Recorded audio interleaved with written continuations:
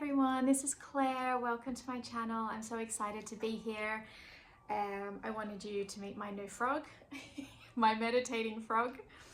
I went shopping for an angel. I went to the garden center to try to find an angel, and they had massive angels, and I'm like, I can't carry that. So I got the smallest statue in the entire place, and it was a meditating frog, but he looks very peaceful. I brought him inside and gave him a tree to give him some shelter, protection, some like natural vibes inside.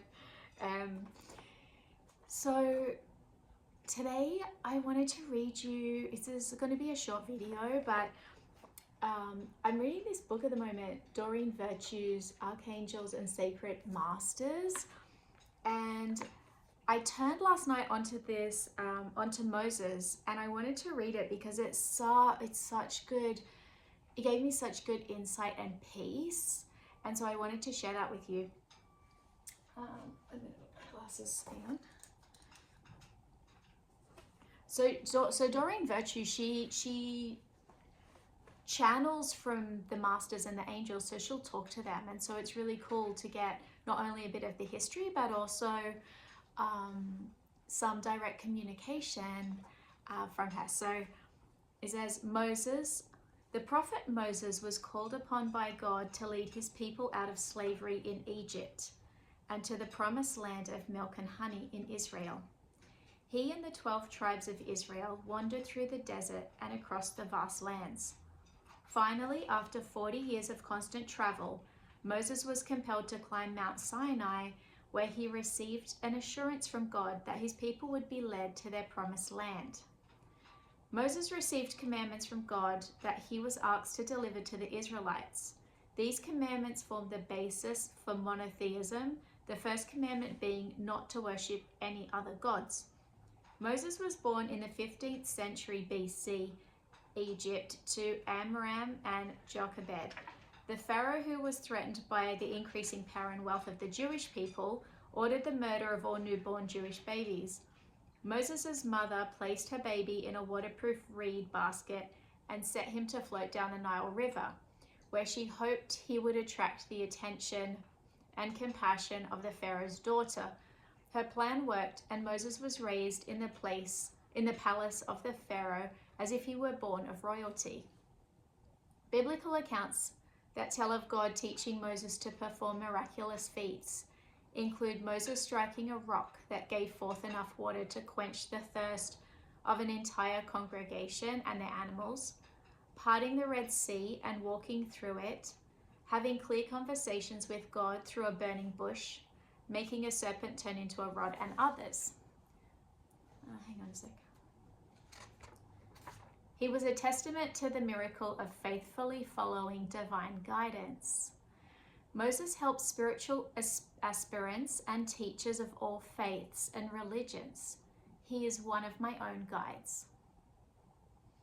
While I was sitting on New Zealand's western coastline, Moses gave me a profoundly stirring message. His words continue to help and intrigue me. Striving inherently places the intention forward into the future, with your focus and intent being centered on subsequent gains and improvement.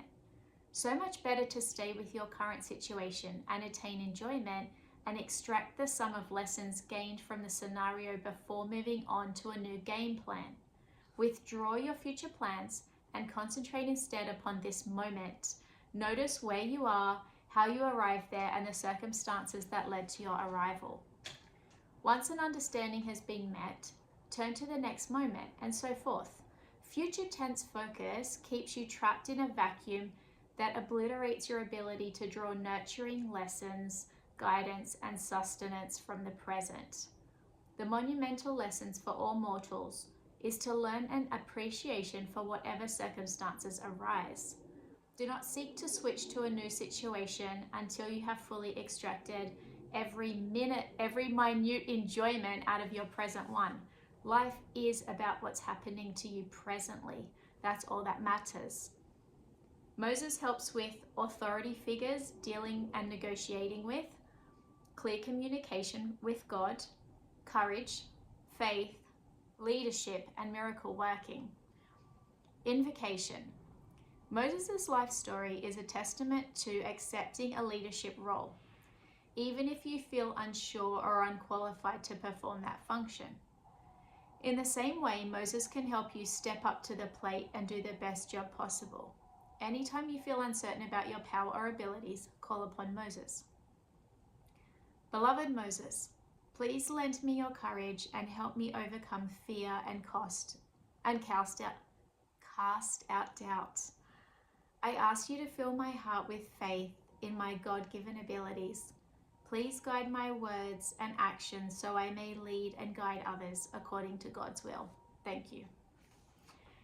So yeah, that's what I wanted to share with you guys today, because I love the part so much where he says, extract every minute amount of enjoyment out of the present moment and stay in the present moment for as long as it takes to reflect on all the lessons. Like, it's almost like this thing happened. What are all the lessons that I can learn from this thing just being still, like being here?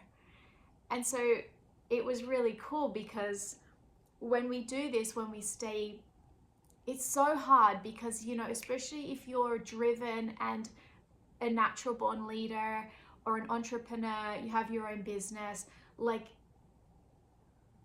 it's not only like we're trained this way, but our intuitive nature is to drive, like drive. And part of driving, or as he calls it, he used a different word. What word did he use? Striving. So the thing about striving is, like, it is very future based, and it is focused about like the future. So maybe you're like, I need to get more clients for my business, or I need to I don't know, go out more, like, I don't know, whatever it is for you. You know, I need to finish cleaning my house, I need to like prepare for Christmas or for the holidays, I need to prepare the menu, I need to do the grocery shopping, I need whatever it is, whether it's like little daily to-dos or it's big goals. It's like so important to just, or even like the next milestone on your list, like say you just got married and now you want to have a baby, like, or you've just become single and now you want to start dating, or you've bought a car and now you want to buy a house. Like as humans, like, this is what keeps us going, you know, the next elevation, the next expansion, the next. And what I love about this is he's saying, enjoy where you're at in a way that you squeeze all the juice out of it, and you just like absorb the goodness, the lessons, and the exquisiteness of the moment. Because even the uncomfortable moments, say you're in a transformative growth period right now, or you've just learned a difficult lesson, or you've just gone through something that was challenging and you impressed yourself, you took the lead, you stood up for yourself, you spoke your truth, you did something really difficult because you knew it was the right thing to do, but still hard. Your nervous system's still freaking out, your body's not used to operating from a place of sovereignty or a place of honoring your intuition or honoring your truth. And maybe you're just really uncomfortable right now for whatever reason. But I just want to commend you for making a decision to support yourself, to honor your growth, your boundaries, your needs, your desires, for knowing that you matter and that how you feel matters, what you desire matters, your emotions matter, your well-being matters. It matters first. Like, you are the most important person in your life. And so I just want to acknowledge you if you've been through something like that recently, because we do all of this in the quiet, in the dark. Nobody's watching. We do it in private.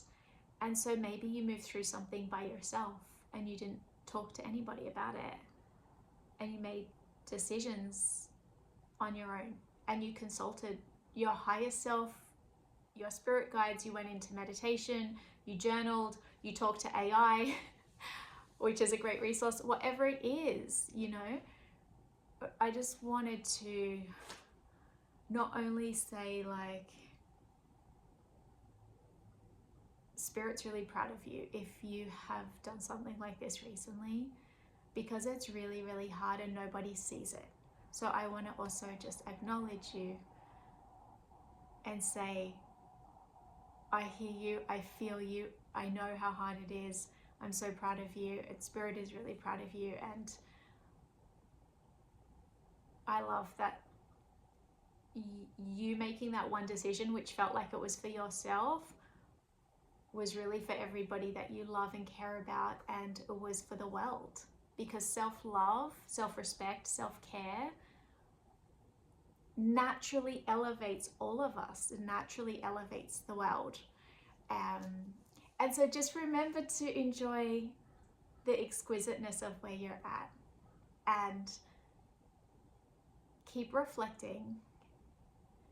It's hard because we think once we've made a decision or done something, we can move on.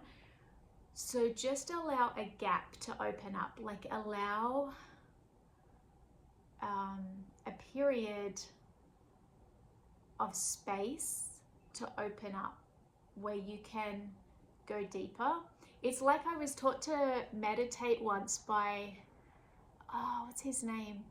There's a head meditator that Tony Robbins always uses. Somebody can drop it in the comments if they know who I'm talking about, but he's pretty phenomenal. He does a lot of energy work, and he was saying, like, when you meditate, you know, you can count your breath. So you can count 0, 1, 2. And he says